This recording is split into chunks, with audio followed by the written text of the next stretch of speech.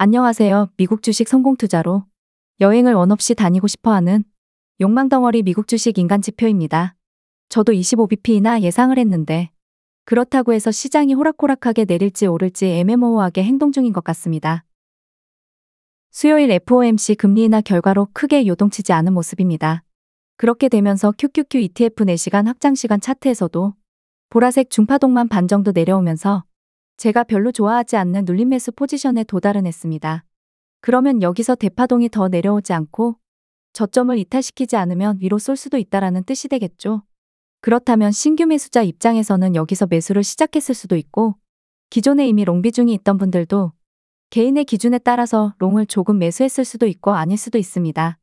일단 여기서 드리고 싶은 말씀은 모든 주가의 눌림 혹은 하락의 매수를 받기엔 수없이 많은 순간들이 존재합니다. 그렇다면 이제 중파동 대파동 하락에 따른 매수를 받을 때 그냥 이해도 없이 인간지표가 저렇게 매수받으라고 해서 받았구나 라고 생각하지 마시고 이동평균선을 토대로 이해를 하셔야 합니다. 지금 중파동 반지점 아래로 내려왔을 때 매수를 받는 건 이평선이 정배열이라는 상황에서는 20에서 40일 이평선 부근으로 캔들이 내려온 경우입니다. 일단 현재 상황은 역배열이 아닌 정배열 초입이기 때문에 물론 4시간 확장시간 차트 기준으로 따져서요. 현재 중파동이 반 정도 내려온 상태에서 캔들은 20에서 40 이평선 근처에 있을 겁니다. 스토캐스틱 파동과 이평선을 이해하면 캔들 차트 안 봐도 딱 나오게 됩니다. 그러면 대파동이 반 정도 아래로 내려온다면 캔들은 60에서 120일 이평선 아래로 캔들이 내려온 거겠죠. 그러니 현재 대파동이 아직 고점 부근에 위치해 있으니 캔들은 수요일 장마감 기준으로 21이평선 부근을 터치했거나 살짝 더 아래로 내려왔거나 그랬을 겁니다. 여기서 이제 내가 만약 저번 주에 매수를 했다고 가정을 해볼게요. 풀매도를 하지 않았고 분할 매도를 해서 비중은 아직 존재를 하고 중파동이 반 정도 내려와서 캔들이 20에서 41이평선 부근에 내려왔다. 그래서 크게는 매수받지 않고 소량 추가 매수를 했다. 그렇게 추가 매수를 해도 내 평단가는 기존에 있던 물량을 합쳐도 현재 최근 저점보다는 당연히 낮을 겁니다. 근데 이미 풀매도를 한 분들은 현재 21이평선 부근에 신규 매수를 들어갔을 때 바로 다이렉트로 투더문하는 경우가 안 나올 걸 대비해야죠. 대파동이 반 정도 내려가서 60에서 121이평선까지 밀릴 걸 말이죠. 녹색 파동, 대파동, 중파동 상승 추세가 나오면서 정배열 초입에 들어왔고 중파동이 반 정도 내려오면서 캔들이 20일 이평선 부근에 왔다. 그래서 나는 매수를 받았다. 이게 신규 매수다. TQQQ로 따지면 대략 65.40달러인데 65달러로 정할게요. 하지만 여기서 중파동이 고점을 올리지 못하고 중파동 고점을 낮추는 쌍봉이 나오면서 대파동의 하락을 만들어서 캔들이 60에서 121이평선까지 밀린다면 나는 어떠한 선택을 할 것인가? 기존 물량을 스탑로스 걸지 않고 추가 매수를 해서 평단가를 맞출 것인가? 아니면 스탑로스 걸고 잠들 것인가? 다만 여기서 얍삽한 세력들은 일명 스탑펀팅이라고 표현을 합니다. 이전 저점을 살짝 깨고 꼬리 달고 올려버리는 거죠. 이러한 경우의 수도 생각해야 합니다. 이런 경우는 왜 나올까요? 그건 레버리지 잔뜩 쓴 일명 선물 옵션 등을 청산시키기 위함입니다. 그러니깐 우린 비록 세배 상품이지만 현물이잖아요. 청산은 안 당하니까 비중 조절을 할 수 있는 거고 그게 아니면 어떠한 기준점을 잡고 그때 비중을 처음에는 20% 그리고 그게 수십 번 수백 번 적용해서 실패 확률이 성공 확률에 비해서 현저히 낮다라고 결과치에 어느 정도 도달하면 매수 비중을 30% 40% 이렇게 늘려가면 됩니다. 근데 이걸 할 수 있고 결국 해내려면 손절이 필수적으로 들어가야 합니다. 내가 세배수 상품 투자하는데 꿀잠 자는 건 좋은데 스탑로스도 걸지 않고 잔다면 문제가 있다고 봅니다. 그리고 다음으로 공부해야 할 건 너무나 당연하지만 이런 정배열일 때 상승 추세 눌림이 언제까지 무한대로 적용되지 않습니다. 결국 언젠가는 캔들이 121이평선을 깨고 아래로 내려오겠죠. 그때는 당연히 롱 입장에서는 피해야 할 테고 인버스 입장에서는 그때 들어가야죠.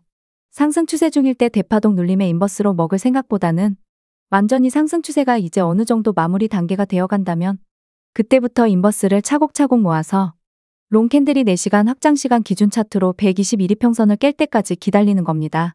그러면 꼭 굳이 롱으로 수익을 내던 숏으로 수익을 내던 롱이나 숏이나 그냥 하나의 종목으로 인식을 하면 됩니다. 결국 롱 캔들이 이평선으로 따져서 정배열이면 인버스 투자보다는 롱에 집중을 하는 거고 그 롱 차트가 슬슬 하락이 될 듯 한다면 롱 매수 집중보다는 인버스 투자에 대해서 생각해 보면 되는 거고 물론 현 시점에서 보면 되게 쉬워 보이지만 이평선 배열 상태에서 따라서 중파동, 대파동 눌림 상황이 다 다릅니다. 아무튼 결국 지금은 중파동 반 정도 내려왔기에 매수 기준에 따라서는 매수받아 볼만은 하다. 다만 저는 대파동 반 정도 내려올 때 매수받는 것을 좀 더 좋아하는 편입니다. 여기서 만약 중파동이 다음 봉우리 고점을 올리지 못하고 떨어지면 대파동 하락 힘을 증폭시킬 테니 그때는 60에서 120 일이평선 부근까지 떨어지는 걸 감안하면 된다. 결국 지금 평단가가 TQQQ 기준으로 $60 아래라면 이 정도 하락에 크게 심적으로 무서워할 필요는 없다. 물론 여기서 패턴을 만들고 하락이 된다면야 평가 수익이 줄어들거나 없어질 수도 있는 부분이기에 분할 매도를 할 건지는 결국 본인 판단입니다. 지금 나스닥 선물이 벌써 고점 부근에 도달했기 때문에 일단은 매우 긍정적으로 보이긴 합니다. 본장까지 쭉 이어져야 좋은 거겠지만요. 그에 반해 반도체는 이미 60일 이평선을 터치하고 장 마감 이후에 다시 말아올려서 21일 평선 부근에 왔습니다.